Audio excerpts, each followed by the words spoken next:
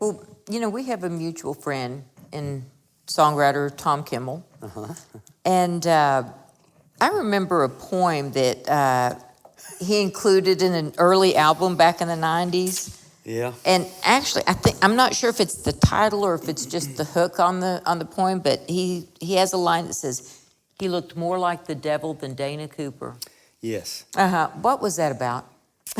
You'd have to talk to Tom about that. Well, actually, what it came from was I had a Van Dyke thing I'd grown, I had, Oh, yes. I had long hair. I had hair then. And then I had this thing, and it was black, and it was real kind of imposing looking. And we were at the Kerrville Festival. Mm-hmm. And he was at Camp Nashville, I guess. And he was trying to grow a thing like that, too. It was all kind of scraggly. Pitiful, but he tried. Yeah. And someone said something to him about, you started to look more like the devil than Dana Cooper. Well, then, literally for weeks, I was home at Nashville, and I ran into him at the post office, I ran into him at the grocery store, just ran into him at the coffee shop. Several times I ran into him, he'd go, "Oh man, I'm working on this poem." And he'd recite, a stanza or two of it. And I just thought, you're kidding, right? You're not really going to do this. And of course He did. He did. I mean, it has nothing to do with me. I don't wear mismatching socks. That's one of the lines. I know. I've listened to that poem several times, and I just kind of shake my head. I'm going, yeah, I do Tom, too. what are you thinking? So, okay. Well, he's one of those guys, and he's a great example of someone who just goes with it, Yeah. He gets an inspiration, he just follows it through.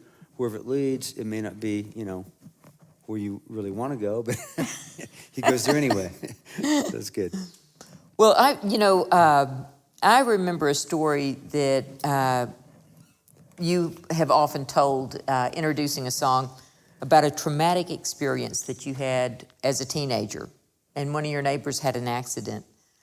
And if I remember correctly, that actually led you to writing this song. Is that correct? Mm-hmm. Would you mind playing this for us? Tell us the story, too. Well, yeah, and this is one of those songs, too, I was saying, sometimes you get an idea for something and you start writing and you go, do I really want to do this? Is this too weird? Is this whatever?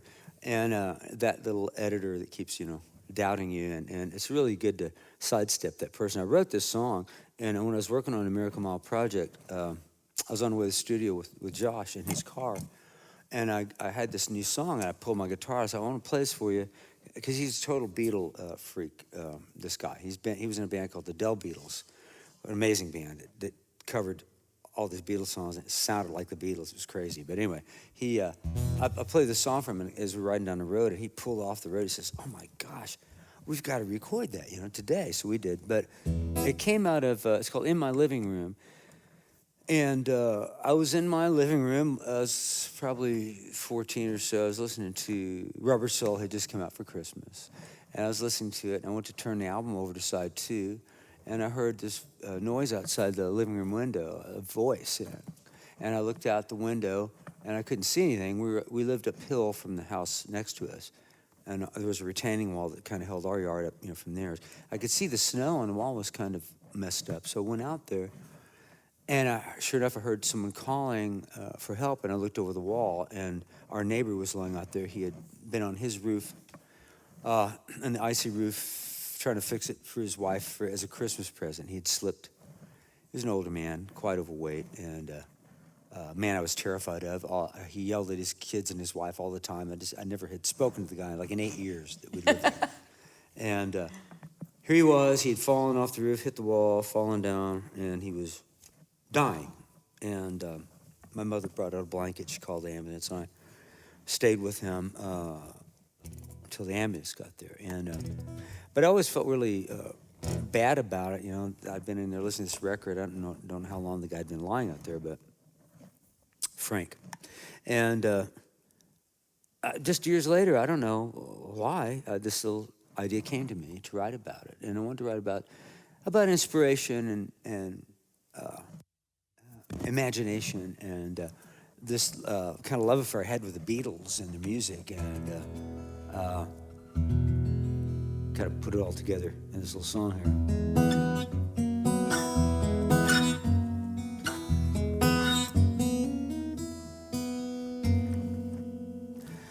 Beatles came to Kansas City, played the AA Stadium.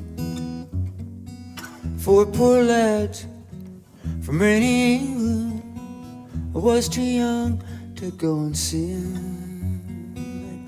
I sang John's part, Paul's part, George's too.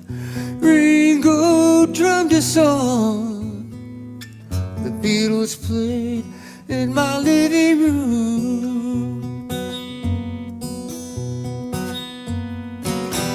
Neighbor Frank with 13 children, 6 Hail Marys, 7 Jobs. Outside my window I couldn't hear him praying in his bed of snow.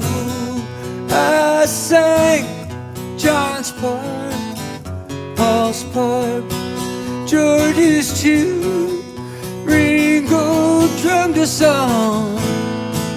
The Beatles played in my living room.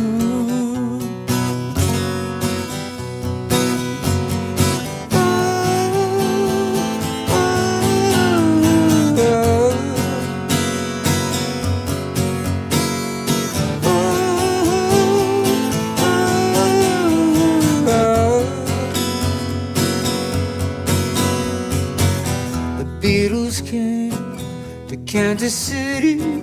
My father brought them home to tea. They hugged my mom, kissed my sister, stayed up late to jam with me. I sang John's part, Paul's part, Ringo's too. George strummed his sad guitar. The Beatles played in my living room. I sang John's part, Paul's part, George's too. Ringo drummed a song. The Beatles played in my living room. The Beatles played in my living room.